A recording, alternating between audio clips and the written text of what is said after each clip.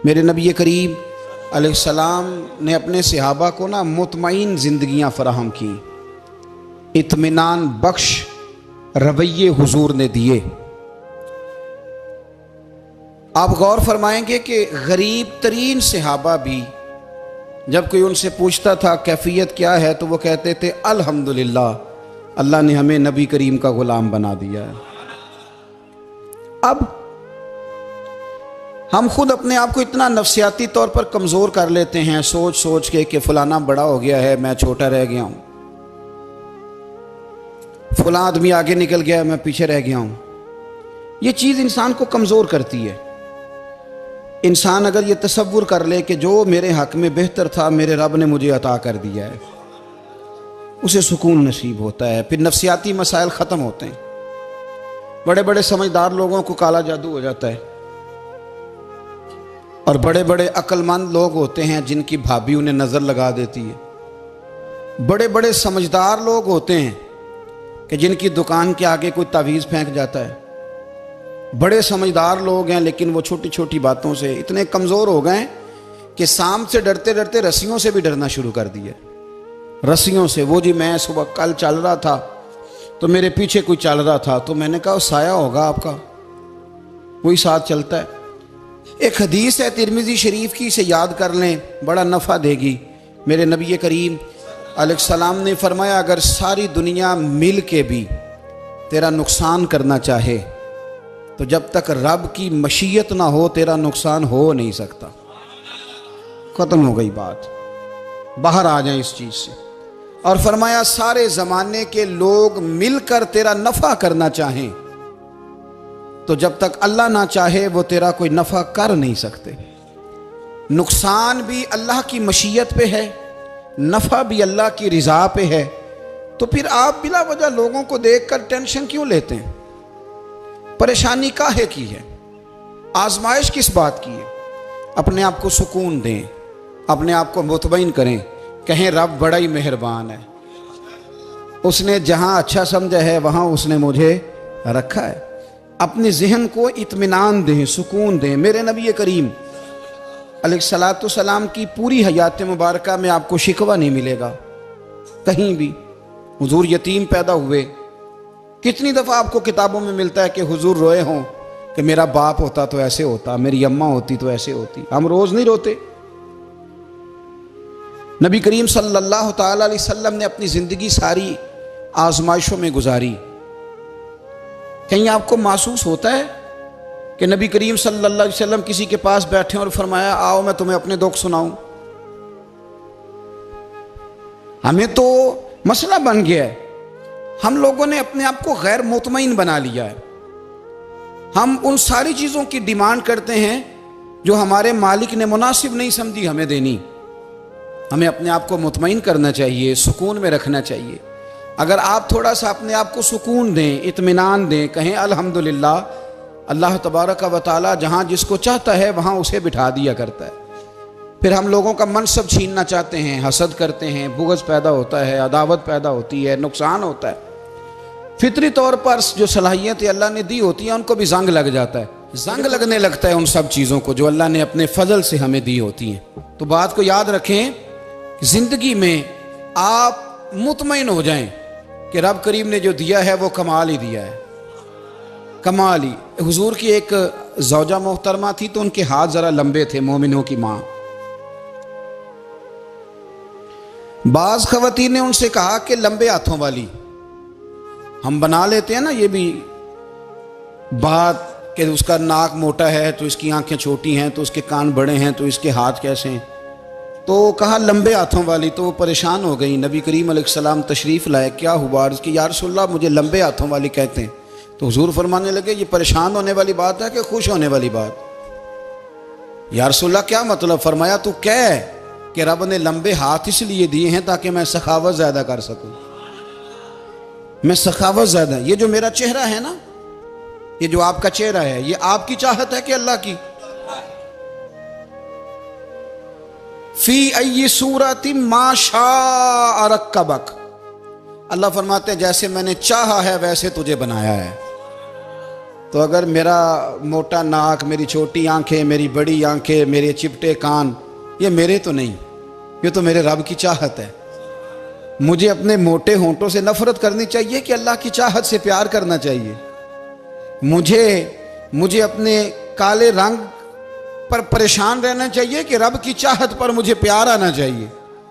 अल्लाह की चाहत पर प्यार कर, ये चाहत है अल्लाह की, ये चाहत है। तो अल्लाह की चाहत से मोहब्बत कर। तू परेशान हो रहा है, फलाने का रंग हो रहा है तो मेरा काला है, फलाने का मकान बड़ा है तो मेरा छोटा है, फलां बड़ी गाड़ी में कैसे बैठ गया? भाई अल्लाह ने चाहा था बैठ गया। अल्लाह ने मेरे लिए साइकिल पसंद की है, मुझे अल्हम्दुलिल्लाह कह के साइकिल पे बैठना चाहिए। उसने पसंद की है, उसकी रिजा है कि मैं यहां रहूं। तो एक बात तो ये हमेशा याद रखें कि आप अपने आप को मुतमईन करें, जिंदगी में सुकून दें। नफ्सियाती तौर पर हम बड़े डिस्टर्ब इसलिए हैं कि हम बेसुकून रहते हैं जानबूझ के, वजह ही कोई नहीं। देखिए ना, जब तक जिंदगी है अल्लाह ने जिंदा रखना है, और जब वक्त आ जाना है तो फिर कोई हमें बचा सकता। तो टेंशन किस बात की है, डिप्रेशन किस बात का है? एक बात। दूसरी बात ये कि दूसरों की नफ्सियात का भी थोड़ा थोड़ा ख्याल करें।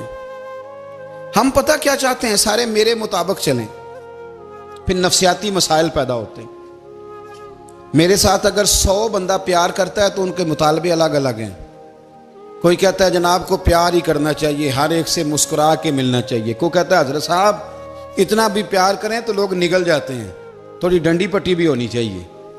दोनों किस्म के लोग हैं ना जी। एक वो शख्स है जो कहता है इतना बड़ा मजमा है तो 2 सिक्योरिटी गार्ड भी होने चाहिए। तीसरा कहता है जी ये अजीब अजीब लगता है, ये गार्ड रखे हों किसी बंदे ने, किसी बड़े आदमी। तो ये हर बंदे का मुतालबा।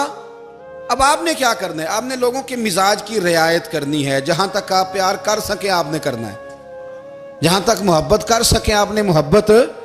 नबी पाक ना बच्चों के मिजाज का ख्याल करते, छोटे बच्चों। हुजूर पास से गुजरते तो फरमाते अस्सलामु अलैकुम।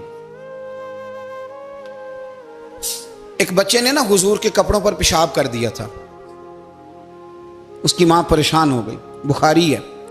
या रसूलल्लाह वो बच्चा था पता नहीं चला। तो नबी पाक फरमाने लगे क्या हो गया, वो बच्चा है, अल्लाह ने पानी पैदा किया ना, अभी इस पे पानी बहाएंगे सब ठीक हो जाएगा। वो बच्चा है। लेकिन हाजी साहब घर में बिगड़ जाते हैं, पोता अगर पेशाब कर दे कहते हैं मैं नमाज पढ़नी होती, वो बिगड़ जाते हैं। पीर साहब बिगड़ जाते हैं इस बात पे, अल्लामा साहब बिगड़ जाते हैं, सेठ साहब कहते हैं पता ही नहीं बच्चे ने पेशाब कर दिया है। हुजूर ने फरमाया कि बच्चा बच्चा होता है, वो छोटा है, उसका एक मिजाज है, उसका एक मुतालबा है। अब आप ये कहें कि वो बड़ा मुझे पाक साफ समझता है तो उस रवैये से मेरे साथ वो मुलाकात करे, आप उसके मिजाज की रियायत करेंगे। नबी करीम के गुलाम के बेटे हैं हजरत उसामा बिन जैद, नवासों की बात नहीं सुना रहा, जैद बिन हारसा हुजूर के गुलाम थे, उनके बेटे हैं। छोटी उम्र थी, नाक बह रहा था।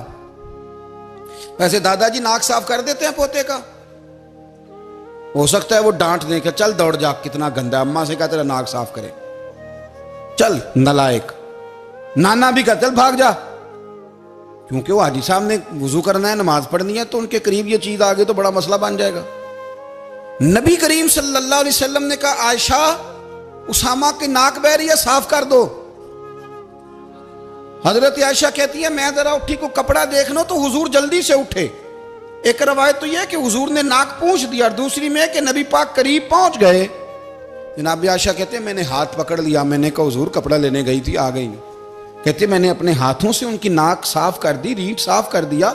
अल्लाह के रसूल गोया मेरी तरफ देख के मुस्कुराए, हुजूर राजी हुए। बच्चे तो बच्चे होते हैं, बच्चे तो बच्चे होते हैं। अब आपको बच्चा हाजी साहब माने, पहले नमाजी साहब माने, आपको पहले बच्चा जो है वो बड़ा सियाना माने, समझदार माने, अक्लमंद माने, पीर साहब माने। छोटा बच्चा तो वो नहीं मान सकता।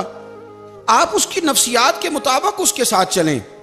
आप रवैया वो रखें कि वो बच्चा है, वो छोटा है। हुजूर बच्चों के पास से गुजरते थे तो उन्हें सलाम कहते थे। आप भी कहते हैं, आज से कहेंगे। हुजूर गुजरते छोटे कहते अस्सलामु अलैकुम। और नबी पाक सल्लल्लाहु अलैहि वसल्लम कभी कभी ना बच्चे खेल रहे होते तो हुजूर बैठ जाते, फरमाते यार मेरे सीने से तो लगो।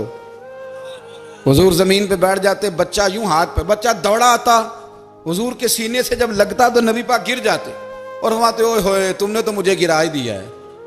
ये बच्चों के साथ आप जो रवैया रखेंगे वो मीठा होगा। अब आप कहेंगे चूंकि अब मैं एक ओहदे पे हूं, मैं एक मनसब पे हूं, तो ये आपकी नफ्सियाती कमजोरी है। फिर क्या होता है, बच्चों को डांट के रखा जाता है, बेजा डांट डपट, बेजा सख्ती और बेजा उनके साथ रवैये और उनके साथ बड़ी अजीबो गरीब किस्म की जो है वो हमारी जो है वो घुटन गैप आ जाता है बच्चों के दरमियान। बच्चे, मैं कहा करता हूं, फिर बच्चे हमें दुख नहीं सुनाते, वो फिर गलत आदमी को दोस्त बनाते हैं, फिर उस गलत आदमी को अपनी बात बताते हैं, गलत आदमी राजदार बन जाता है। आप इनकी नफ्सियात के मुताबिक इनसे प्यार करें, इन्हें टाइम दें। आप देखें ये क्या सोचते हैं, क्या कहते हैं, किस तरह का इनका रवैया है बच्चों के साथ। फिर नौजवान जब कोई हो जाता है तो उसकी सोचें जवान हो जाती हैं। नौजवानों से माजरत के साथ नबी पाक अलैहिस्सलाम ने नौजवानों की हुकूमत से पनाह मांगी, नौजवानों की हुकूमत से पनाह मांगी है, इसलिए कि नौजवान बड़ी जल्दी प्यार भी करता है और बड़ी जल्दी नफरत भी करता है, सोचें मजबूत नहीं होती। नौजवान आदमी, जवान आदमी, बिखरी हुई सोचें होती। मेरे रसूल करीम सल्लल्लाहु अलैहि वसल्लम नौजवानों से उनके मिजाज के मुताबिक डील करते थे, उनकी तबीयत के मुताबिक उनकी ज़हन साजी करते थे। हम ना जवानों को वक्त नहीं देते, हम मुतालबा करते हैं नौजवान से कि वो है नौजवान, बातें बूढ़ों वाली करे। अगर जवानी में बूढ़ों वाली बातें करे तो फिर तो शेख सादी कहते हैं सारे बूढ़े छोड़ के उस नौजवान के पास बैठो, उसके पास फैज़ ज़्यादा है। अगर ऐसा हो जाए, क्योंकि दर जवानी तौबा करदन शेवाए पैगम्बरी, ये तो अच्छी बात है, लेकिन मेरे अजीज अगर ऐसा ना हो, ऐसा मुमकिन ना हो, तो फिर नौजवान को आप उसकी तबीयत के मुताबिक डील करें। आप उसकी सोच देखें, उसका रवैया देखें, उससे प्यार करें। नबी करीम अलैहिस्सलाम के पास एक नौजवान दाखिल हुआ, अंदर दाखिल होते ही उसने फटाफट एक बात कर दी, कहने लगा या रसूलल्लाह मुझे जिना की इजाजत दे दें। मेरे जज्बात बहुत भटक गए, मैं रोक नहीं सकता। हमारे यहाँ हमारे घर में कोई फोन करे तो हम गैरतमंद बन जाते हैं। मेरी गैरत को गवारा नहीं कि कोई मेरे घर में फोन करे, और अगर मैं किसी के घर में फोन करूं तो फिर गैरत किधर गई? फिर भी आप गैरतमंद नहीं साहब, फिर भी आप गैरतमंद नहीं। अगर आप किसी के घर फोन करते हैं तो आप गैरतमंद नहीं, तो याद रखें अगर आप ये हरकत कर रहे हैं तो फिर आपको भी थोड़ा एहसास होना चाहिए ना। नबी करीम सल्लल्लाहु ताला अलैहि वसल्लम से उसने कहा मुझे जिना की इजाज़त दे दे। हुजूर फरमाने लगे आगे आ जाओ। हज़रत उमर कहते मुझे बड़ा गुस्सा था, मेरा दिल कर रहा था उठूं और 2 थप्पड़ मारूं इसे। तरीका है बात करने का। हुजूर ने बुलाया, पास बिठाया, थपकी दी, फरमाया एक बात तो बता, तेरे सवाल का जवाब फिर देता हूँ, एक बात तो बता।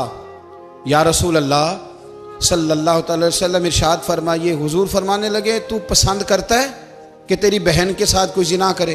पसंद करता है तू कि तेरी बहन के साथ कोई जिना करे? कहने लगा हुजूर मैं बात भी सुनना पसंद नहीं करता। तेरी बेटी के साथ? कहने लगा हुजूर जुबान उसकी खींच लूंगा जो ये बात करेगा। कहा तेरी माँ, तेरी पुप्पी, खाला का? हुजूर खबरदार, किसी बंदे को मैं इजाजत नहीं दूंगा। तो रसूल करीम फरमाने लगे जिससे तू जिना की इजाजत मांग रहा है वो भी तो किसी की बहन है ना, वो भी तो किसी की बेटी है। जो गैरत, जो हमीयत तुझे अपने घर के बारे में आती है वो दूसरे के बारे में क्यों नहीं आती? जब नबी करीम ने उस नौजवान को उसके मिजाज के मुताबिक समझाया तो उसकी आंखों में आंसू आ गए। अर्ज करने लगा या रसूल अल्लाह सल्लल्लाहु ताला अलैहि वसल्लम, हुजूर जिना की इरादा तो एक तरफ, आज के बाद मेरी जुबान पर इसका नाम भी नहीं आएगा।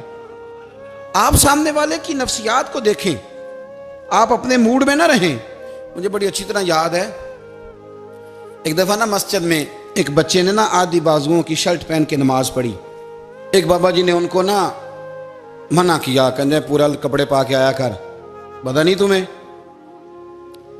वो कहने लगा, बच्चा कहने लगा नमाज हो जाती है, बाजू आप फोल्ड करके ऐसे करके, बड़े बाजुओं फोल्ड करके पढ़ेंगे तो कराहत है, लेकिन वैसे भी आधे बाजुओं वाली शर्ट में नमाज हो जाती है, लेकिन अच्छा अमल नहीं। अच्छा यही है कि आपके बाजू पूरे हों। तो बुजुर्ग उनसे कहने पूरे कपड़े पहनो, कहने लगा भाई हो जाती है नमाज, मैं भी था।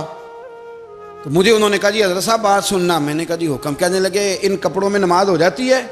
मैंने कहा जी हो जाती है।